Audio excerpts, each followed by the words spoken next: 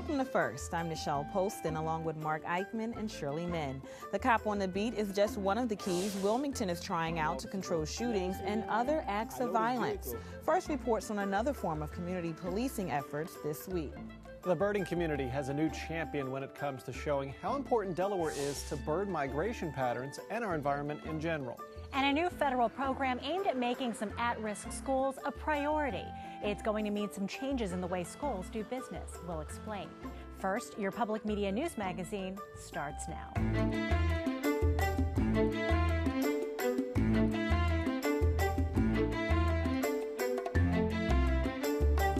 Random shootings and unsolved crime cases are a concern for many Wilmington residents. Some have decided to get involved, but not in crime fighting. They want to connect with the city's police department. In this week's First Look, we go inside the 13th Citizens Police Academy. Police and residents want to make sure the cops and people on the street form a connection.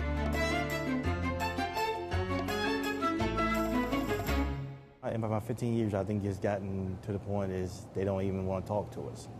And that's a problem for us. Sergeant Anthony Bowers is talking about community members who tend not to be comfortable communicating with police, especially when it comes to cooperating with investigators to help solve crime, which has become all too familiar in the streets of Wilmington.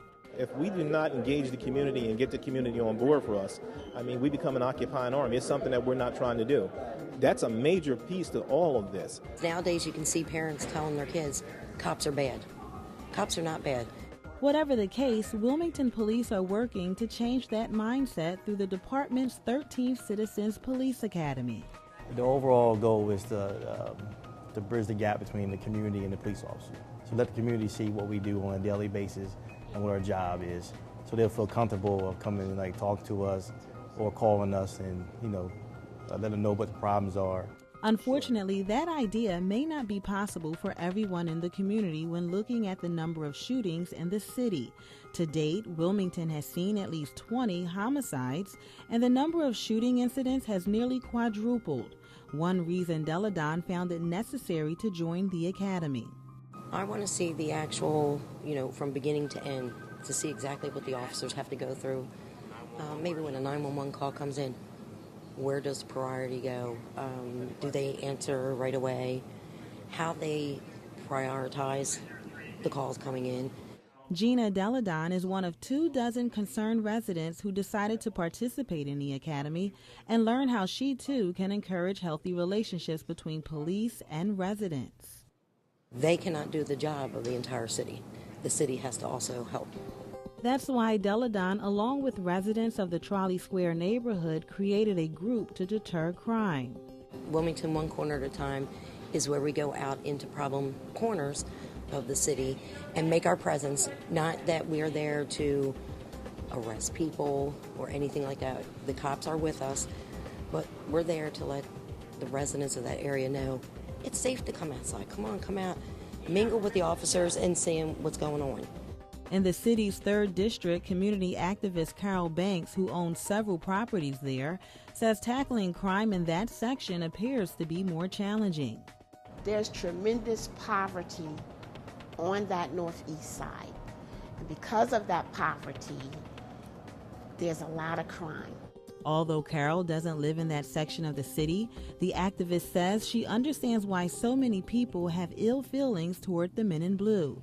So what will it take to fix the already strained relationship police seem to have with the community? Carol believes the answer is in the city's new leadership. We have good leadership here in the city of Wilmington, from the mayor's office down to every aspect. When you have that good leadership, sooner or later, something good is going to happen and we're going to see some good results. That something good could be the Violence Reduction Network, which is made up of former law enforcement leaders who have lowered crime in communities to make streets safer. Now the city of Wilmington will be able to tap into it for additional resources and support. Well, it gives us access to grants. It gives us access to criminal justice professionals. The bureaucracy is out of it now because we're linked together.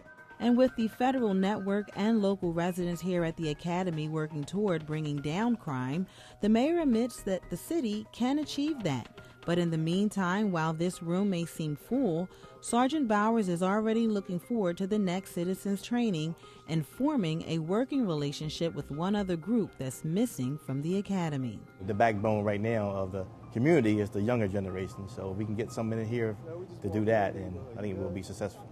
That's it, man. Residents participating in the department's 13th Citizens Police Academy will graduate in November.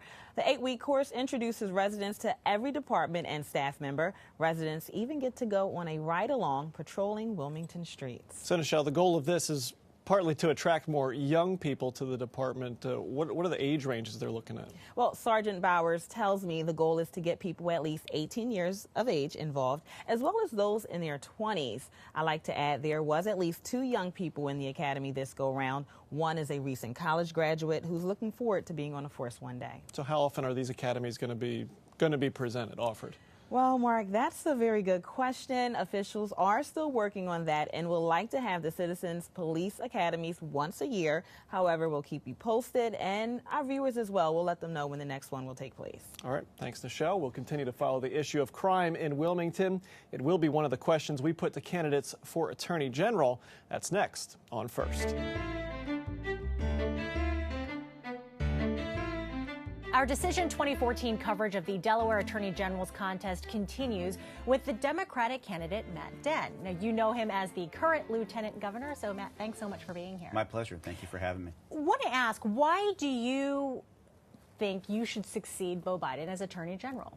Well, I have a proven record in state government of getting things done in the offices that I've held. I was the state's insurance commissioner for 4 years, and I think from the view of a lot of people, really got that office pointed in the right direction and doing some good things. And over the last 6 years as lieutenant governor, some of the things that I've come on this show and talked about in terms of getting more programs in place for students with disabilities, for academically advanced students, trying to do some things for small business. I can go through that. We played our interview from 2 years ago. I could probably go through that checklist and show you that I got the things done that I said I would. So I'm very focused in this campaign on violent crime and our homicide rate in the state, and I would expect to bring the same type of success there that I've been able to bring in other government offices. And I think the other reason is that, you know, I got a pretty wide experience as an attorney in this state, both in private practice and in public service, and I think that the breadth and the scope of my experience just as a practicing attorney is going to be a real asset if I get the opportunity to be Attorney General. I want to go over some of the approaches on the issues that you are running on. Crime, for example, you mentioned. You're calling for partnerships with local law enforcement agencies, a combination of vigorous prosecution, and then also addressing the root causes of some of the crime problems, particularly in Wilmington. So how does that help a place like Wilmington address the issues of gun violence? It's a great question. I mean, the first set of steps that you mentioned, traditional law enforcement steps, we know that those work because we're not the first state or the first city to have had a homicide problem or a violent crime problem, and we have literally decades of evidence from other places around the country that have had similar problems to the ones that we're having now, what they have done and what has worked and what hasn't worked. And some of the things that have worked other places we're not doing here, and they involve having law enforcement officers from multiple jurisdictions out of their cars, visibly on the streets of the neighborhoods where these things are happening, interacting both with neighbors who live there, the 99% of the people who live in those neighborhoods who are law-abiding, who don't want the violence, and forming relationships with them, but also dealing with the folks who are out there who shouldn't be, making sure the people who are out there who have guns don't have them. Another part of your platform is safer schools and more to protect children. I know that there's an initiative to combat bullying and in particular cyberbullying. So what more would you do? Well, I think you were actually at the press conference we had at a middle school a couple of years ago where Attorney General Biden and I, unveiled the first steps that we were taking in that direction. And a lot of what we've been doing on the bullying front since then is trying to enforce some of those new statutes and regulations that we put in place. And we're seeing some results. One of the things that we did that we thought would be effective, and it has been, is that we told some of the schools, we need you to start contacting the parents of kids who are doing bullying, contacting the parents of kids who have been the victims, which really wasn't happening. And we started auditing schools to make sure that we knew who was doing it and who wasn't. And we've been very public about telling parents in the districts where schools that aren't doing it that they're not doing it. And we were seeing schools being much more conscientious about communicating with parents about the bullying issues, which is very, that's critical. A lot of the dealing with bullying happens at home and involves parents and other guardians telling their kids what's right and wrong in school, and that's not possible if they don't know what's happening in the school. So it sounds like a simple thing, but it's something that wasn't happening. And the cyberbullying, as you mentioned, that's the new frontier of bullying, and we've put some tools now in schools' hands where they can actually enforce some cyberbullying rules where previously they weren't able to. So continuing to build on those. Yeah, I think I think of the legal and regulatory steps have been taken, and now what we need to do is to follow up on that and really enforce the rules that we put in place, which are really on the cutting edge in terms of what's out there in the rest of the country. Now, Democrats have a large registration advantage in the state, but Republicans, including Mike Castle, have been trying to cast doubt on your campaign by saying you should finish out the term that you were elected for. What do you say? I think people, I don't hear that from anybody other than Republicans who are looking for something to say. And I actually have done very well every time I've run with Republican voters as well. I think people are focused on problems, and they want problems solved. They don't really care about the political chatter. And so when people come up to me in public, what they talk to me about is, what are you going to do about the violent crime problem? What are you going to do about the homicides? Nobody talks to me about the political insider stuff. So I think that, what I'm focused on is we have a problem that needs to get solved. There's an opportunity to run for this office and be really in the center of trying to solve that problem. And I think that when people look back at my success in dealing with other problems, that Democrats and Republicans, as they have in the past, are going to give me the opportunity to step in and try to make some real movement on this violent crime problem as well. But why did you decide to run with 2 years left? I mean, and how much did Beau Biden's decision to run for governor in 2016 play into your decision, if at all? Well, the decision I had to make came in April when Attorney General Biden decided not to run for re-election. Obviously, if he was on the ballot still, then I wouldn't be running. But when he decided not to run, I had to make a decision. And it wasn't an easy decision because I love being lieutenant governor. It's a terrific job. I'm privileged to have it. And as we talked about at the outset, I think we've gotten some very concrete things done. So for me, the issue was there is this looming problem that hasn't yet been addressed that's really causing incredible pain and chaos for the families that are in the middle of it. And will running for this office, give me the opportunity to do something about that? And the conclusion that I came to was yes, it would. And I'm looking forward to, to stepping in and helping to solve that problem. There's been some speculation, though, that, and I've heard this from your Republican opponent, and maybe this is just politics, that you're using this office as a waiting room for something bigger. I intend to serve 4 years as Attorney General. And again, I just don't think that people focus on these political things. They see a problem, they want the problem dealt with, and for me, that's what this is an opportunity to deal with the problem. Every Attorney General sets a tone for their office and their administration. So, for example, Beau Biden's is protecting children. What tone would you want to set? Well, protecting vulnerable populations, children, senior citizens, Delawareans with disabilities, that's part of the agenda. I think that in terms of a focus, the major focus, what I'm going to wake up concerned about every day when I come to work is dealing with the violent crime problem. And if we are able, looking back in hindsight, to see that we've taken some of those steps that I've laid out to deal with the violent crime problem, then I'll look back and say, job well done. And I'm very confident that we'll be able to do some of those things because, again, when I've had the opportunity to serve in elective office previously in Delaware, and I've come out and said I was going to work on things, I have, and there have been some real positive results to show for it. Okay, Matt Dehn, Democratic candidate for Attorney General, thank you so much for your time. WHYY will televise a debate between all of the candidates for Attorney General in a couple of weeks. Check out our first facts in a couple of minutes for details.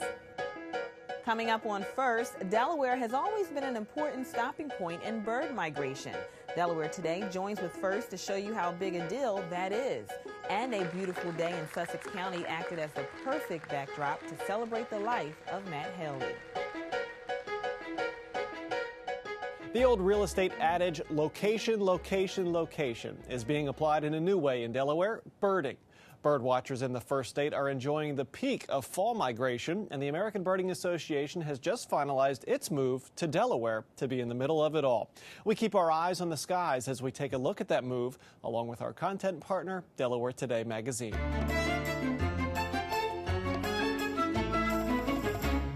hopefully we'll have a fun day out there listening, looking for birds. There's a lot of you. I didn't expect this many people, but that's great. On a chilly fall morning, a mixed group of first-timers and experienced birders headed out on the new Gordon's Pond Trail at Cape Henlopen State Park, hoping to see some birds. So if you see a bird, are you going to keep the info to yourself? Right, you go beep, beep, beep. Hey, there's a bird up and to the right, up on the top of that pine tree, right? The free walk is part of a statewide effort to grow birding as a Delaware pastime and get people to appreciate the importance of Delaware's natural habitat. We're part of what birders call the Atlantic Flyway. So a lot of younger birds, first-year birds that just hatched out of their nests will be moving down along the coastline. And then, of course, other birds moving through as well from all the way up from the Canadian Maritimes down along the East Coast. So it's a good spot.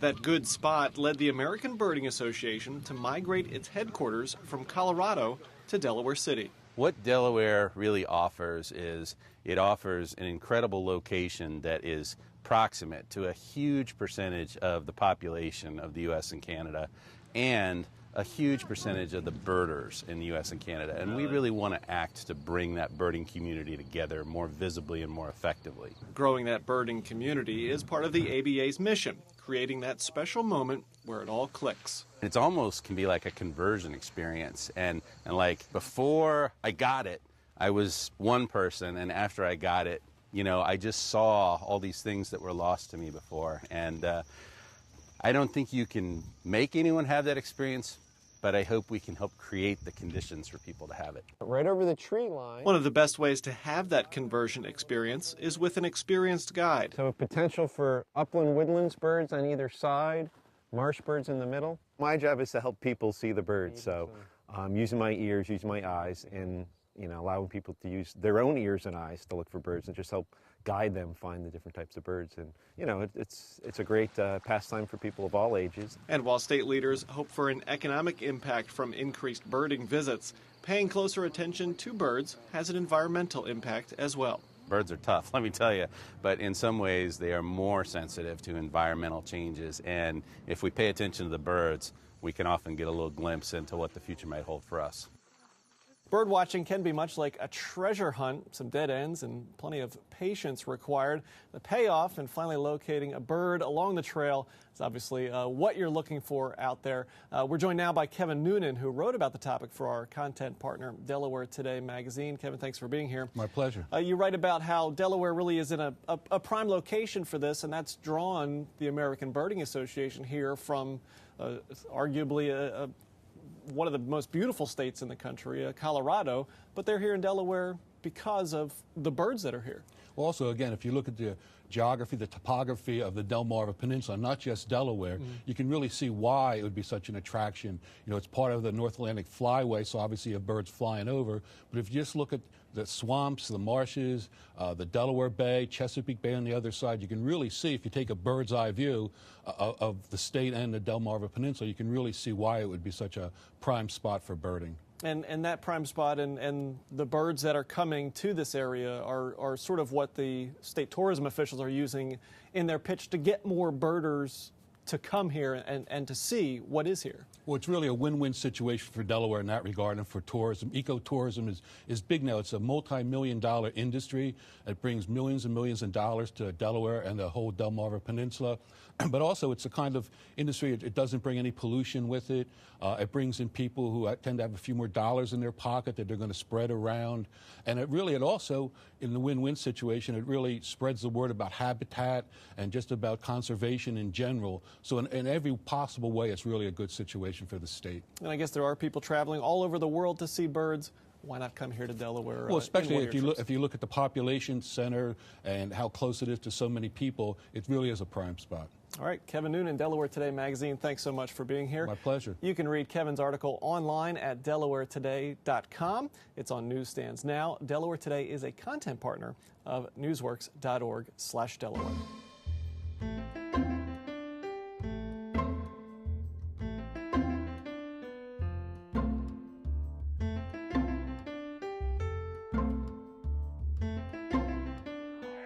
Check out WHYY.org/first to watch this show online when you're ready to watch. Past shows are there as well. Don't forget to find us on demand if you have Comcast as your cable provider.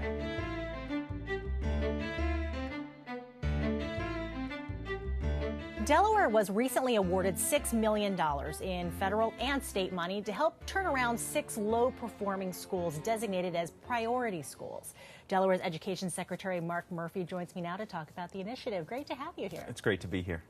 How are the schools chosen? Was it based on test scores, and are they the lowest performing schools? Yes, when we look at the schools around Delaware, we are looking at an incredible opportunity here. It's really an opportunity for our children to be successful, for them to succeed. And in many cases, our children are not reaching their potentials in these schools. And as you noted, there are 6 schools. These are the 6 lowest performing schools in the state. When we look at how our children do in reading, in math, how they're writing, these are the lowest performing schools. And they're right here in Wilmington. All 6 of these schools are here in Wilmington. This is an opportunity to take a fresh look at all 6 schools and say, how can we do much better for our children? You know, the great thing, too, is that there are schools right here in Wilmington who are doing amazing things for their children each and every day at Coumba Academy and East Side, and we've seen great gains at Howard High School right here in Wilmington. So it's possible for our kids, and this is our opportunity to make it happen. So they were the poorest performing on the assessment, the DCAS assessment? Yes, when we look at how our children are doing, we look at their reading skills, we look at their math skills, and we not only look at how they're doing, are they proficient, can they do the basic math and the basic reading, but we also look at whether they're growing. And so not only were these schools the lowest achieving schools in the state, but in most cases, they're not showing significant growth. This sounds a lot like the Partnership Zone initiative under Race to the Top. So how is this different? Because under Partnership Zone, schools were required to either turn things around completely, come up with a plan, or close. So explain to me how priority schools is different. Priority schools is that evolution. It's saying, how can we do this for more of our schools? How can we truly help them? And how can we do it better? Not all of our Partnership Zone schools showed tremendous gains. In fact, Stubbs and Bancroft are 2 schools that were a part of Partnership Zone, but they're also now a part of Priority. They're still among the lowest achieving schools in our entire state. And so we are saying that we can do this better. We can allocate the resources, but we can really have a deep focus on what matters most: the programs, the supports for kids, and the people in the school. How do we have the best possible leadership in our school? And how do we have the best possible teaching in our school? And we have a deep focus on that. Now, the teachers under priority schools will have to reapply for their jobs in these 6 schools, and we're trying to lure some top-notch principals with a pretty hefty salary, $160,000 a year. How does that help? You know, why do we need to do that? The most important factor for our children in school is the quality of the teaching they receive. It is the single most important thing. Research has shown that over and over again. And the second most important thing in a school is the quality of the school principal. We know that if our children are going to be successful, then their teachers and their principals are excellent. And so we are taking a look at all of the educators in the building and saying, are they committed to being there? Are they excited and enthusiastic about supporting this plan to turn around the school? And do they have the skills? Do they have the knowledge to truly support the growth and the learning of the children? I think having the teachers having to reapply may have ruffled some feathers. I think some teachers feel like it's an indictment on their commitment and their teaching ability. Do you feel that the teachers are in some way, shape, or form to blame for some of the low test scores? Absolutely not. This is not about blaming teachers. Right? This is about looking at the opportunity that a school has. And as we noted, these are the 6 lowest performing schools in the state. In some of these schools, 2 out of 3 children are struggling to do basic math, basic reading. And so when we look at the lowest performing schools, we have to ask some really hard questions. And we have to ask questions about who is best equipped to handle the challenges that our children have and to teach them and to accelerate their learning. And so if we are going to be serious about serving our children here in Wilmington, there are nearly 2,000 children in these schools, then we have to be very serious about the educators in the school. Some of the schools, the priority school board members are saying this is more of a state takeover. It's an ultimatum that they have to meet. I know you disagree, but why do you think they feel that way? So I actually think it's the opposite of a state takeover. If people take the time to read the MOU, if people take the time to read the guide, those are the documents that we are using to guide this process. It is all about empowering the school community to make choices about their future of the school. In fact, we have provided the opportunity for the community to have direct engagement in the planning process. And we've gone as far as to say that if we do not see adequate community engagement, then we will not proceed with the plan to turn the school around. So we're asking our parents, we're asking our community members, we're asking our educators to come together to make a plan for the school. Okay, Secretary Murphy, we've barely scratched the surface, but thank you so much for coming in today. The coverage on the priority schools can be found on our website, newsworks.org/Delaware. We have a different type of first experience this week. It's the remembrance ceremony for Matt Haley, held last weekend. It was a time to share memories and pay respects to a man who meant so much to so many in Delaware and around the world.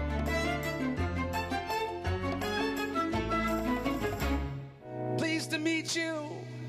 Hope you guess my name. Those who gathered at the Freeman stage in Selbyville knew who Matt Haley was. He believed in me when I didn't believe in myself. There were video tributes to the restaurateur and humanitarian who was killed in a motorcycle accident last month in India. They all spoke of what made Haley special. I got to see somebody change with such courage and humility and give back. Speaker after speaker praised Haley's humanitarian work and the way he overcame drug addiction and alcoholism, which included a stint in prison. Matt used a troubled beginning in life to discover what really matters. Pulling himself back from trauma and addiction and incarceration, he became one of Delaware's most admired citizens and leaders. The theme for this celebration is love, it's joy, and it's kindness. And so I'm going to ask each and every one of us, when we get up tomorrow morning and the morning after that and the morning after that, the way we can carry on the legacy for Matt Haley is to ask ourselves, what can we do to give back? To show Delaware's appreciation of Haley's efforts, Governor Markell and Freeman Foundation head Michelle Freeman presented Haley's mother with the Order of the First State Award. That led to a touching tribute from Freeman on her relationship with Haley. I fell in love with the chef. And to me, he was a boyfriend. And if I was being completely honest, had he asked, he would have been my husband. He was a poet and a photographer, a friend, and a romantic. As the crowd applauded, they were left to contemplate the full impact of Haley's life and death.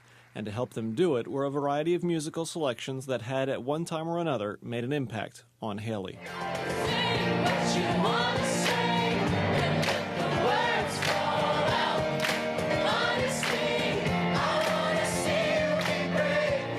All of Haley's restaurants were closed last Sunday, so the employees could attend the ceremony. Those connected with Haley's business ventures and humanitarian efforts promised that his work will continue. And next week on First, can saltwater-resistant crops help Delaware farmers deal with sea level rise? The WHYY Health and Science Desk is in Kent County with that story. And with all the discussion over Ray Rice and domestic abuse, we report on the impact it's had here. We speak with some Delaware groups who deal with violence on an all too regular basis. And then the following week, we'll air our Attorney General debate. That is First for this week. As always, we thank you for watching. For Mark Eichman and Shirley Min, I'm Nichelle Colston. Have a great week.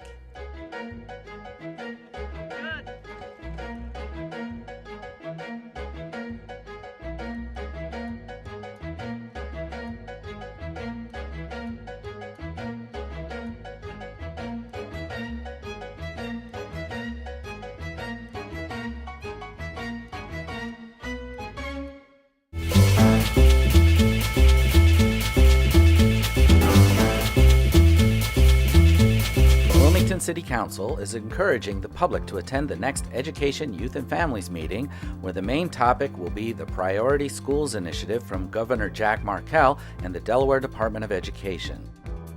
The state has set aside nearly $6 million in funding to help 6 struggling schools in the city of Wilmington, and you can find out all about it at the meeting. The Education, Youth, and Families Committee meeting is open to the public and will be held on Thursday, October 9th at 6 p.m. in the Lewis L. Redding City County Building at 800 North French Street in downtown Wilmington. If you cannot attend the meeting, you can watch it live on our website or stream it later from our online video archive. For more information, go to WITN22.org.